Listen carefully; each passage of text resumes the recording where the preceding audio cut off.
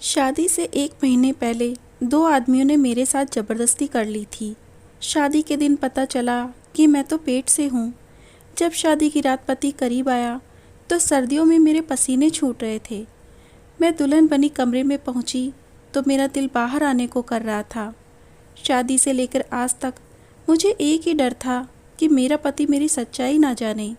सहम सहम कर मेरा वक्त गुजरा था और अब वो घड़ी आ गई थी जब मेरा सामना अपने पति से होना था कि अगर उसने मेरी सच्चाई जान ली तो क्या होगा। दरवाज़ा खुलने की आवाज़ पर मेरा शरीर कांपने लगा। मेरा पति चलता हुआ मेरे पास आया, मेरे सामने बैठा और मेरा घूंघट उठाया। मैं उस वक्त बाकी दुल्हनों की तरह शर्माने की बजाय डर से कांप रही थी। मेरा पति मेरी तारीफ करने लगा, लेकिन मुझे डर लग रहा था। हालांकि मेरा पति मुझे पहले भी देखा हुआ था। हमारा विवाह 3 महीने पहले ही हो चुका था, बस विदाई 3 महीने बाद हुई थी। विवाह के वक्त मेरे दिल में भी बाकी लड़कियों की तरह बहुत से अरमान थे। अपने पति को मैंने तब बस एक ही झलक देखी थी और मेरा दिल धड़क रहा था।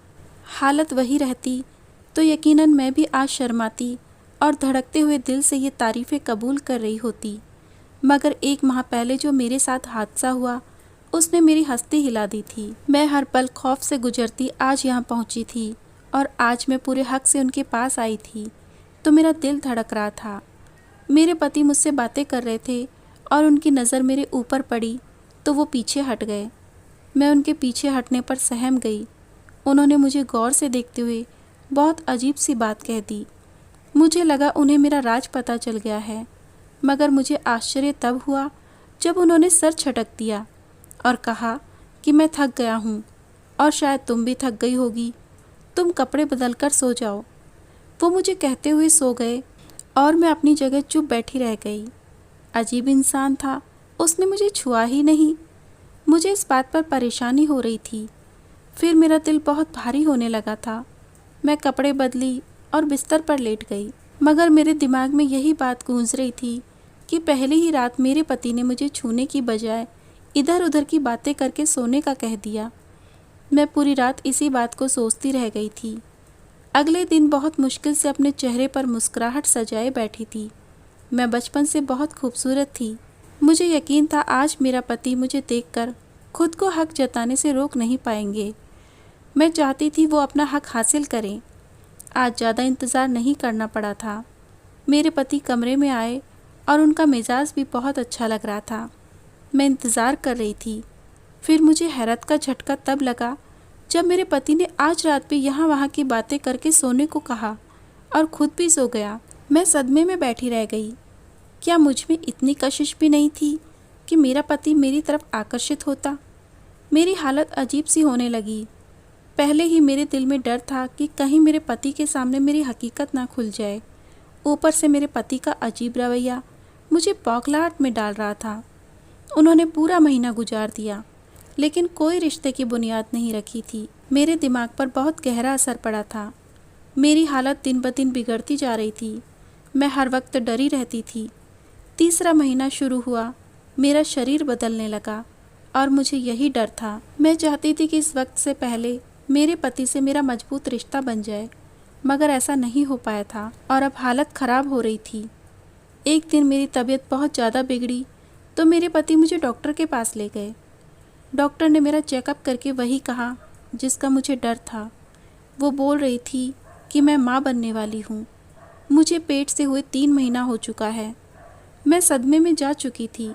अब यकीनन मेरा पति मुझे डिवोर्स दे देगा और कोई भी इंसान यही करता।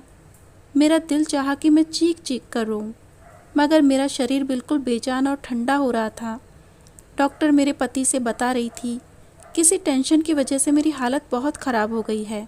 मुझे अच्छी खुराक के साथ साथ अच्छे माहौल की भी ज़रूरत है। मेरी आंखों में 5 महीने पहले गुजरा हुआ हादसा किसी फिल्म की तरह चल रहा था। विदाई से पहले विवाह के 1 महीना बाद में एग्ज़ाम देने कॉलेज जा रही थी कि मुझे 2 नौजवानों ने पकड़ लिया था। मैं उस वक्त सुनसान जगह पर थी। मेरी चीख पुकार से भी कोई फ़ायदा नहीं हुआ था और लड़के वहीं करीब किसी जगह ले जाकर मेरी बेबसी का फ़ायदा उठा लिए। मैं चीख चीख कर रोना चाहती थी, मगर मेरी आवाज़ दबा दी गई थी। मैं कुछ नहीं देख पाई थी, ना मैं ज़्यादा कुछ जानती थी। मुझे बस इतना याद था, एक लड़का जिसने मेरे साथ गलत किया था वो मास्क लगाया हुआ था और उसके शर्ट पर भी कुछ अजीब सा लिखा हुआ था, मगर ये सबूत बाद में तलाश करने पर नहीं दिखे थे। उस वक्त सदमे में कुछ देर तो वही पड़ी रही। मुझे लगा कि मैं मर जाऊंगी। अगर ना मरी तब भी मैं अपनी जान ले लेना चाहती थी। कुछ देर बाद उन्होंने मुझे उसी जगह पर लाकर छोड़ दिया जहाँ से वो मुझे ले गए थे। मैं खुद को संभालती रोती रोती घर पहुँची तो छोटी बहन के अलावा कोई नहीं था। मैं अपने कमरे में जाकर बंद हो गई और फूट फूट कर रोने लगी। कभी किसी को बताने की हिम्मत नहीं कर पाई थी। आहिस्ता आहिस्ता मैं इस तकलीफ़ से निकलने लगी। मैंने घर वालों से वो बात छुपा रही थी और खुद को संभाल लिया। मगर कुछ दिन बाद मेरी तबीयत में बदलाव महसूस होने लगा। अक्सर मेरा सिर चकराने लगता और मुझे उबकाई आने लगती थी। मैं डर गई कि ये सब उस दिन का नतीजा ना हो। मैं चुपचाप से लेडी डॉक्टर के पास गई और चेकअप करवाकर भगवान से प्रार्थना की कि ऐसा ना हो जिसका मुझे खौफ है। मगर शायद भगवान को यही मंजूर था। मेरी रिपोर्ट में यही आया कि मैं प्रेग्नेंट हूँ। मैं बहुत रोई और भगवान को पुकारने लगी कि मेरे साथ ऐसा क्यों हुआ। अब मैं कहाँ जाती और किसको अपनी हालत का जिम्मेदार ठहराती। मेरे इस हालत का कौन गवाह बनेगा। घर आकर मैं गुमसुम रहने लगी। घर में मम्मी पापा दोनों बड़े थे और छोटी बहन नासमझ थी, इसलिए मेरी हालत को बीमारी समझ लिया। मेरी हालत दिन ब दिन खराब होती जा रही थी। फिर शादी का हल्ला उठा तो मैं सहम सी गई थी। जब शादी हुई तो मैंने सोचा था कि शादी के बाद पति से कह देती हूँ कि मैं प्रेग्नेंट हूँ, वो खुद का बच्चा समझ लेता। मगर यहाँ भी किस्मत ने मेरा साथ नहीं दिया था। अब डॉक्टर ने तो हकीकत खोल दी थी। मैं जानती थी मेरा पति घर आकर मुझे बुरा भला कहेगा और इल्ज़ाम लगाकर मुझे डिवोर्स ले लेगा। जब हम घर पहुँचे तो मेरे पति मुझे कमरे में ले गए। मैं खुद को शोर शराबे के लिए तैयार कर रही थी, मगर मेरी हैरत की इंतहा ना रही जब दोपहर से शाम और शाम से रात हो गई। मगर मुझे मेरे पति ने कुछ नहीं कहा, बल्कि वो मुझे आराम करने के लिए कह रहे थे। मुझे लग रहा था कि मैं कोई सपना देख रही हूँ। आखिर कौन मर्द इतना चुप रह सकता है कि वो अपनी पत्नी को गर्भवती होने का सुन चुके थे, जिसको उन्होंने छुआ तक नहीं था, फिर भी वो शांत थे। ऐसा कहाँ पॉसिबल था। मैं परेशान थी। मुझे उनके चुप रहने से हैरत हो रही थी और दिन ब दिन मैं उनकी मोहब्बत में गिरफ्तार होने लगी। वक्त गुजरता जा रहा था और वो मेरा हर तरह से ख्याल रखने लगे थे। मेरे लिए फ्रूट लाते, दूध भी अपने हाथों से पिलाते। मैं इन सबको उनकी मोहब्बत समझती रही, मगर फिर भी कभी कभी मुझे उन पर बहुत हैरत होती थी। खैर, मैंने सारा वक्त सुकून से गुजारा था। फिर मेरी शादी के 8 महीने बाद एक खूबसूरत बच्चे को जन्म दिया। मुझे इस बच्चे की किस्मत पर भी अफसोस हो रहा था और उसकी किस्मत में शायद बाप की मोहब्बत नहीं थी। मुझे भी इस बच्चे से ज़्यादा लगाव महसूस नहीं हो रहा था, मगर मेरे पति ने यहाँ भी इसे गलत साबित कर दिया था और इस बच्चे को, जिसके बाप का कुछ पता नहीं था, उसे इतना प्यार और मोहब्बत दी कि मैं हैरान रह गई। बच्चे की ज़रूरत का हर सामान घर में पहले से ही भरा था। मैं माँ होकर अक्सर लापरवाह कर जाती थी, मगर वो बच्चे का हर वक्त ख्याल रखते थे। प्यार देखो, जरा सा रोता तो तड़प जाते थे। मैं उनकी मोहब्बत हैरत से देखती रह जाती। खुशी के बजाय मैं अजीब घुटन सी महसूस करने लगी।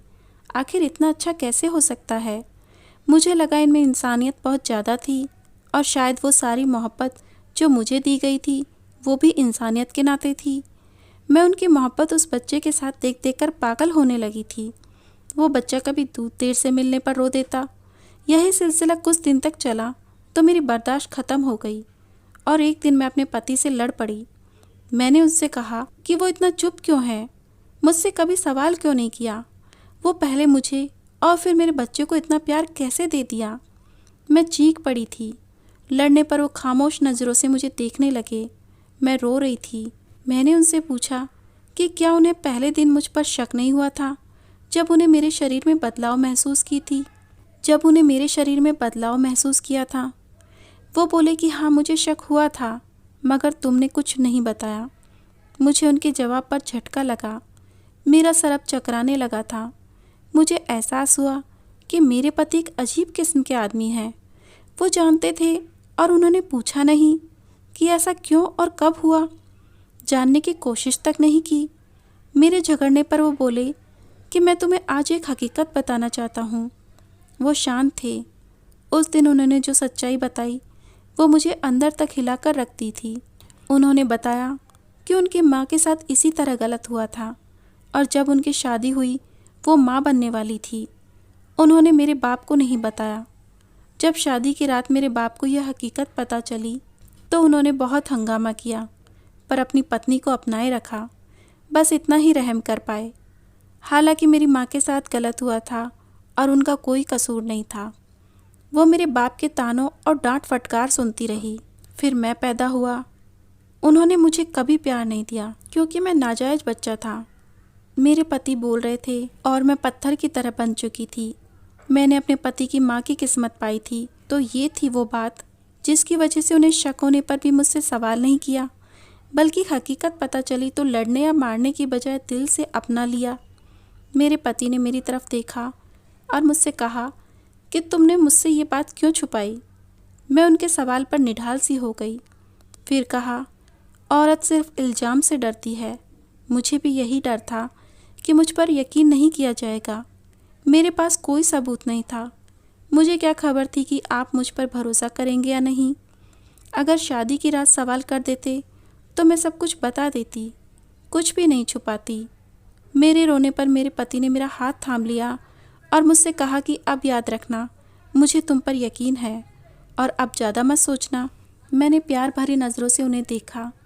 मेरा दिल उनकी मोहब्बत से खुशी से भड़क उठा था। आज सब कुछ खुल चुका था। ये लग रहा था कि आज हम दोनों ने अपनी हर सच्चाई एक दूसरे को बता दी है। मगर मैं गलत थी। अभी तो मैं बहुत सी सच्चाई को नहीं जानती थी। अभी तो मेरे सिर पर आसमान गिरना बाकी था। अब इन सब से बेखबर खुश हो गई थी। मेरी ज़िंदगी अपने पति की वजह से अच्छी और पुरसुकून गुजरने लगी थी। अब मेरा भरोसा अपने पति पर ज़्यादा हो गया था और कुछ दिनों बाद मुझे दोबारा से माँ बनने की खुशखबरी मिली। इस बार ये फ़र्क था कि मैं भी इस खुशी को खुलकर महसूस कर रही थी। इस बार भी वैसे ही ख्याल रख रहे थे जैसे पहले रखा। इस बार उन्होंने काम वाली रख ली थी। काम वाली मेरे बड़े बेटे को संभाले बैठी थी और मैंने सोचा कि मैं स्टोर रूम से कुछ सामान निकाल लूँ। वो सारा सामान जो मेरे बड़े बेटे के पैदा होने पर ज़रूरत पड़ा था, जब वो बड़ा हुआ तो मेरे पति ने सब स्टोर रूम में रख दिया। मुझे सिर्फ 1 महीना बाकी था। मैंने सोचा कि सामान वगैरह उठाकर पहले से चेक कर लूँ। स्टोर की लाइट ऑन की, पुरानी बॉक्स खोलकर सारा सामान निकाल रही थी। तब मुझे बॉक्स के कोने में एक बहुत पुराना संदूक मिला। मैंने भी वो संदूक सामान में रखा और कामवाली को बुलाकर वो सारा सामान मेरे कमरे में ले जाने को कहा। वो मेरे कहने पर सामान ले जाकर कमरे में रख दी। मैं सामान निकाल निकाल कर देख रही थी। मेरे सामने वो पुराना संदूक आ गया। मैंने उस संदूक को खोला। उसमें से जो सामान निकला उसे देखकर मेरे होश उड़ गए। मैं सर से पांव तक कांप गई थी। मेरा दिल डूब रहा था। मैं यकीन करने को तैयार नहीं हो रही थी। ऐसा कैसे हो सकता था? मेरा पति तो एक अच्छा इंसान था, फिर मेरे सामने उसका पड़ा ये सामान। उसका कौन सा पहलू था? मेरा पति घर आया तो मैंने उनका कॉलर पकड़कर वो काला शर्ट और काला मास्क उनके मुंह पर फेंक दिया कि मेरे साथ गलत करने वाला कोई और नहीं, मेरा अपना पति था। मैं उस आदमी पर चिल्ला रही थी कि उसने मेरे साथ ऐसा क्यों किया, मुझे ऐसी तकलीफ़ क्यों दी। वो बोले कि तुम मेरे विवाह में थी, मैंने कोई पाप नहीं किया, मैं बस तुम्हें आजमाना चाहता था। मैं जानना चाहता था कि तुम मुझे सच्चाई बताती हो या नहीं। उनकी बात पर मुझे धक्का सा लगा। सिर्फ आजमाने के लिए उस इंसान ने मुझे इतनी तकलीफ़ें दी। अपने पति की सच्चाई जानने के बाद मुझे सारा वक्त याद आने लगा जो मैंने तकलीफ़ों में गुजारा था। अगर मुझे उनकी सारी सच्चाई मालूम ना होती तो मैं तो सारी ज़िंदगी ऐसे ही गमगीन होकर गुजारती। मुझे अपने पति से मोहब्बत एकदम से ख़त्म हो गई थी। दिल कर रहा था कि ये घर छोड़कर चली जाऊं और वापस ना आऊं।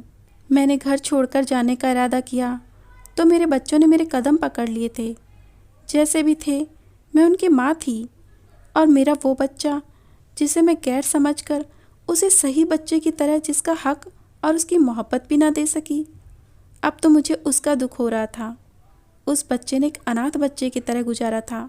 मुझे अपने पति से नफरत महसूस हो रही थी, लेकिन मेरे पास वापसी का कोई रास्ता नहीं था। वो एक शक्की इंसान था और कुछ नहीं।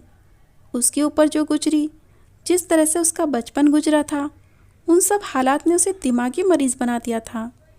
अगर मुझे हकीकत मालूम ना होती तो आज तक मैं उसी गम में रहती। मैं बहुत रो रही थी। मैं जिस आदमी को अच्छा समझती रही, मेरी बर्बादी का जिम्मेदार वो खुद था, और मैं आज भी पहले की तरह बेबस थी और उसके साथ रहने पर मजबूर थी, क्योंकि मैं उसके बच्चों की माँ थी। अपने बच्चों को छोड़कर मैं उनके बाप के जैसा नहीं बनना चाहती थी। अब आप ही बताइए, क्या ये मेरा फैसला गलत था या सही?